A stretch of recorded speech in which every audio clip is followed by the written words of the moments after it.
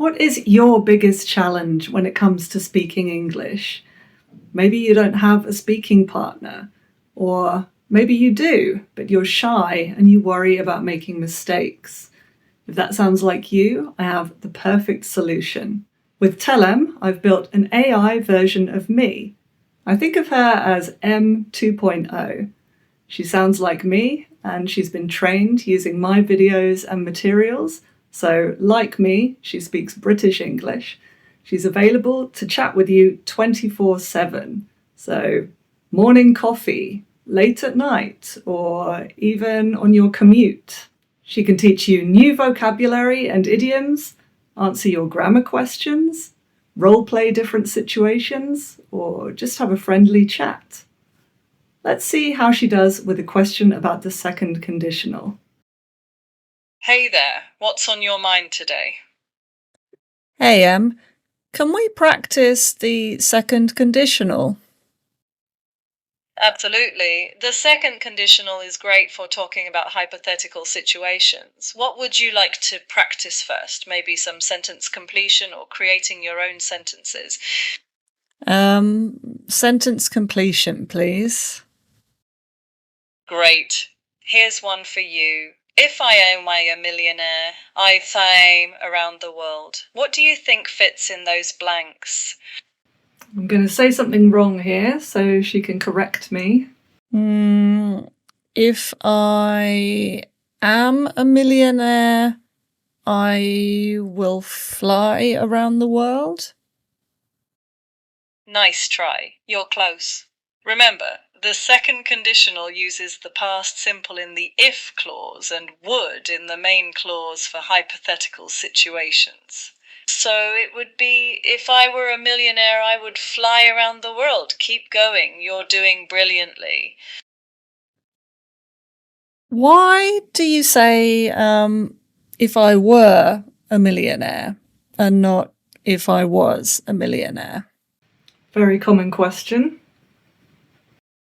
That's a fantastic question. In English, we often use were instead of was in the second conditional, especially when talking about something hypothetical or contrary to fact, like being a millionaire. It's called the subjunctive mood. It adds a touch of formality and clearly signals that we're talking about an unreal situation. Okay, I see. Thank you. One of my favourite things about AIM is that she can help you prepare for real-life situations, which is particularly useful if you live in an English-speaking country. Although I'm from England, I actually live in Spain, and there have been many times when I've had to do things like when I found my first flat to rent, or going to the doctors or the dentist or the hairdressers for the first time, and I just didn't have the vocabulary. So M can help you prepare for these situations. Let's try her with the hairdressers. Hey there, what's on your mind today? Anything specific you'd like to chat about? Hey, I'm going to the hairdressers tomorrow, and I don't know what to say. Can you help me? Oh, that's a really common one. It's always good to have a few phrases ready. You could say something like, I'd like a trim, please, or could you just tidy it up? Do you have a particular style in mind, or are you open to their suggestions? What's a trim? A trim is when you get a little bit of your hair cut off, usually just the ends, to keep it neat and healthy. It's not a big change, just to freshen up. Have you ever had your hair cut at this salon before? No, this is the first time. Ah, exciting. Well, if you're unsure, you could always start by saying, I'm not looking for a drastic change, just a little off the ends. That way, they know you want something subtle. What do you normally do with your hair? Well, I don't know how to say it, but I'd like it cut so that it's got different lengths to make it less flat. Ah, I see. You're looking for some shape and volume, right? You could ask for layers. That means cutting sections of your hair at different lengths to give it more movement and stop it looking flat. Or you could ask them to texturize it a bit. I thought I'd throw in a cultural question here. Is it usual to tip the hairdresser in England? That's a great question. With tipping, it's not as common or expected as in some other countries, but it's always appreciated if you've had excellent service. A small tip of around 10% is usually seen as a nice gesture if you're happy with your cut. Does that help? Thanks, Em. Yeah, I always tip the hairdresser if I'm happy with the result. Of course, not if I'm not, which unfortunately recently I haven't had the best haircuts. Have you ever read something that you just don't understand? Ask Em to explain it for you. This is a little snippet from one of my favourite books by the late great Terry Pratchett. A snippet is just a short section, an extract. I just chose this one randomly.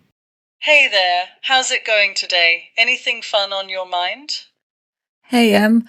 I read something and I don't understand it. Can you explain it to me? Of course, I'd be glad to help. What is it that you're finding confusing? Tell me all about it. It's this passage from a book. Sometimes he thought that his life was punctuated by awakenings. They were not always rude ones. Sometimes they were merely impolite. What does this mean? Why would an awakening be rude? That's an interesting passage. It sounds like the author is using awakenings metaphorically, not to mean literally waking up. An awakening here could mean a realization or a moment of clarity. So when the author says they weren't always rude, they mean these realizations weren't always harsh or unpleasant. Sometimes these moments of understanding are just impolite, meaning perhaps a little inconvenient or uncomfortable, but not deeply upsetting. Does that make sense? Yes, thank you. Is it a typical thing to say, to talk about an awakening being rude? That's a great question. While we often talk about rude awakenings in English, it's usually used for very unpleasant or shocking realizations. The author here is playing with that idea a bit, using rude and impolite to describe different levels of discomfort with these moments of understanding. It's a bit more literary than everyday chat, you know? Thanks, Em. Yeah, this character was always having rude awakenings. Like, when you think something is a certain way and then you discover that actually it is not. Like, I don't know, you think that you're an excellent driver and then you fail your driving test. That would be a rude awakening. So as you can see, AIM or M 2.0 is fabulous.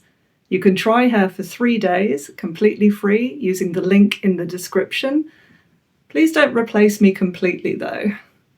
What will you practice first with my AI twin? Let me know in the comments. And if you like this video, then please do give it a like, and why not subscribe for more?